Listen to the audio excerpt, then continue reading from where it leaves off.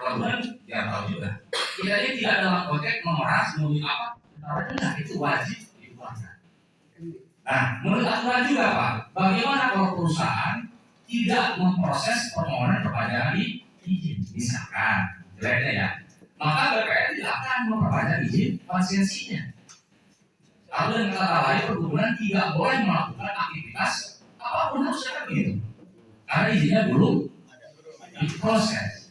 Karena syarat proses perpanjangan izin itu harus merupakan 20% untuk kebun pertanian, ya kan, kebun rakyat. Langsung itu Pak. Ya. Dan nanti para petani kan dikelompokkan ke beberapa bagian Pak. Ada yang namanya petani bereknya. Jadi namanya di situ Pak sudah ada program-programnya dari Pemprov Pak. Setelah Pemprov itu tidak. Setelah itu dari beres Pak, tidak ada Pak sampai tahun 2027 kita akan dikawal oleh pemerintahan, pembinaan, pelatihan. Makanya di sana ada namanya bank tanah, ada tanah kerjasama, ya kan? Nah itu. Jadi tidak semua 20% itu murni semua kepada masyarakat, tidak juga. Ini jangan salah paham juga di Pak Pertanian. Jadi nanti ada Pak turun dari pemerintah provinsi mengatur regulasi itu, ya kan? Mana bank tanah, mana tanah kerjasama, mana tanah lainnya, mana lalu tanah pertanian itu nanti dipotong. Fasilitas umum, fasilitas usul masjid, alun sesuai dengan pengajuan desa nanti depan dia. Baru sisanya untuk lahan pertanian. Begitu Pak ya.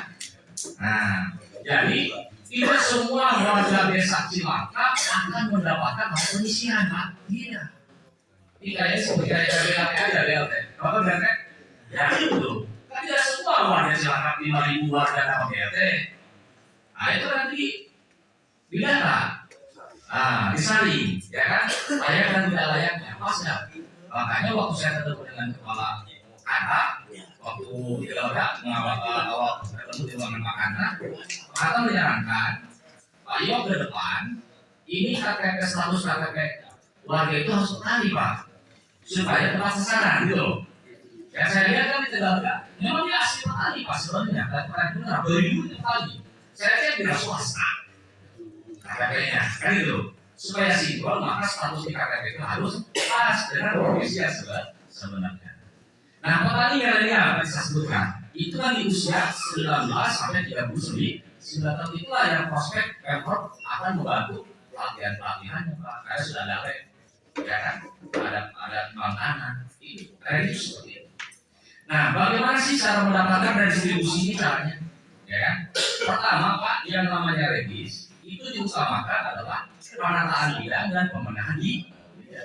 Jadi ketika nanti tujuannya kan mengisikan 20%, kewajiban Bapak ini tanahnya harus ditata dulu, bikin jalan dulu segala macam. Nah setelah ditata baru bisa didapatkan ke program regis. Nah, beda ya. Nah pendapatan itu ada dua nih, ada pendapatan secara sporadik, ada pendapatan secara sistematis. Kalau sporadik itu data mandiri sendiri, biasanya ada data loket. Kalau regis tidak loket Pak, itu sifatnya program dari pemerintah. Nah, pembenahan bidang inilah yang sulit. Karena apa? Biayanya dari mana? Ada dari pemerintah juga ada untuk pembenahan bidang, penataan bidang. Ya kan? Karena regis ini kita harus membuat semacam pilot project untuk kemajuan. Ada 3 tahapan. Pertama, tahap perencanaan, tahap persiapan, tahap pelaksanaan.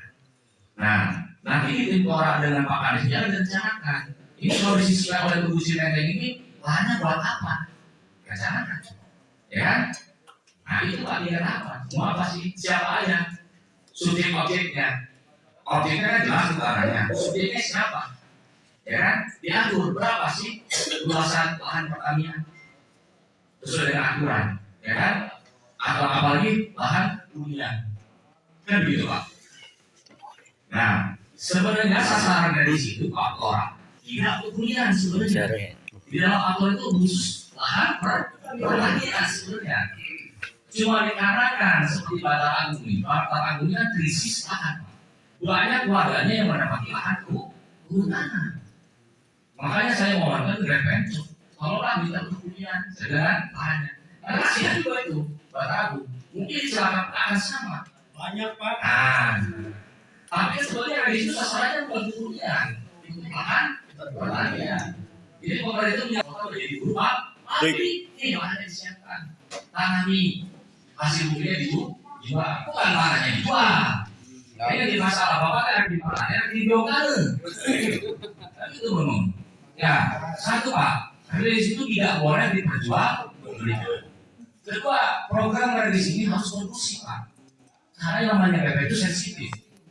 Kalau ada celah-celah gesekan, itu nggak bisa diproses.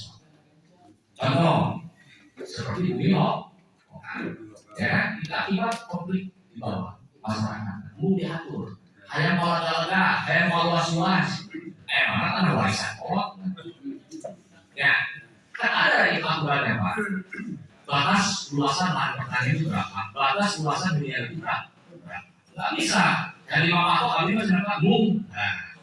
Sehingga nanti sasarannya ke petani. Kalau ada informasi di luar sana yang secara mengadu domba, tolong kabarin dulu, klarifikasi dulu, karena kita sudah punya tim. Jangan sampai ada informasi yang tidak tertanggung.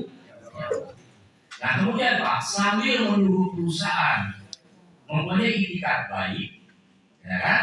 Nah, dia dalam proses nanti, tolong itu bahwa jangan merusak tanaman perkebunan. Itu pidana itu. Jangan bapak rusak, memasuki makanan orang lain aja, itu 9 bulan Pak. Apalagi rusak.